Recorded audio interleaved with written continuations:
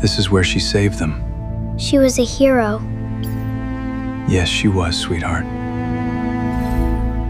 Commander Elias Voss had served 18 years on the Coalition border fleet, and in all that time, he had never once raised his voice to his daughter. Mira was 11, born on a colony station orbiting a gas giant most humans had never heard of, and she had grown up surrounded by Velnari engineers, Theric diplomats, and Coalition propaganda that painted humanity as a useful but dangerous afterthought to galactic civilization.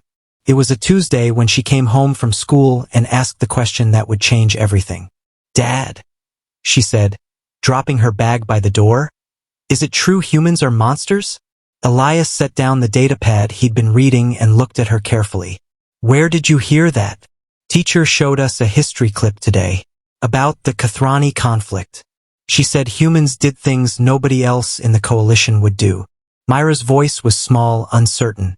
"She said that's why everyone's scared of us." Elias was quiet for a long moment. He had hoped, foolishly, that this conversation would wait until she was older. But the Coalition curriculum had never been kind to humanity's history, and half-truths taught to children had a way of calcifying into belief before anyone could correct them. "Sit down," he said.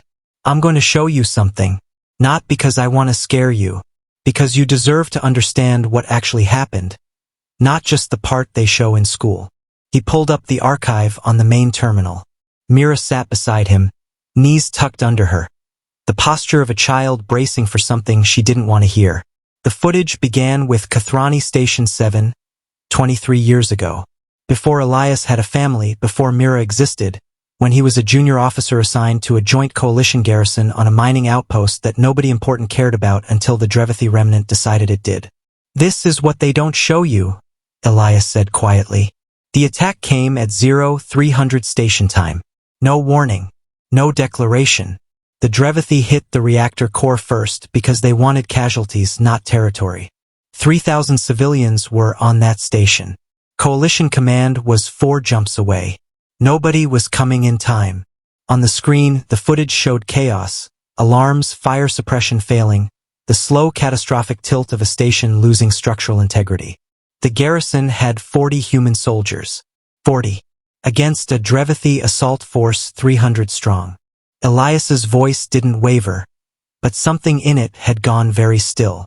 Every species in the Coalition manual says the rational move was evacuation. Save who you can, abandon the rest, regroup at the rally point. That's doctrine. That's what the Velnari did at Station 4 when this happened to them, and nobody calls them monsters for it. "What did the humans do?" Mira asked. "They didn't evacuate." Elias paused the footage on a single frame.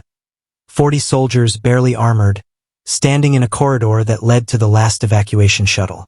They held the line, for 6 hours. Long enough for every civilian to get out. 38 of them died doing it. He let that sit before continuing. "The history your teacher showed you, that's from the second part. After the civilians were clear, the surviving humans didn't stop. They went after the Drevithi command ship. Because intelligence said there were 2 more outposts on the attack list, and the only way to stop that was to make sure the Drevithi never tried this again." The footage shifted. What followed was not clean.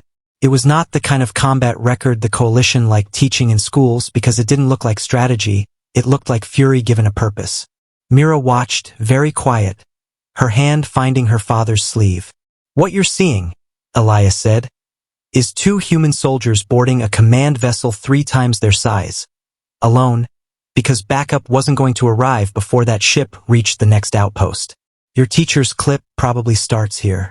Out of context, it looks like rage. Like something that doesn't belong in a civilized military." "Does it belong?" Mira asked. Elias considered the question seriously, the way he considered every question she asked him. "I think," he said slowly, "every species in this coalition has a line, a point where they stop calculating and start acting on something older than doctrine. The Velnari have one. The Theric have one. Humans just have ours closer to the surface because we evolved protecting smaller groups against bigger threats for a very, very long time. It's not monstrous. It's just old." He pulled up the final piece of footage, not combat but the aftermath. The civilian survivors of Kethrani Station 7, 3,000 of them alive, boarding transport ships, being received at the rally point days later.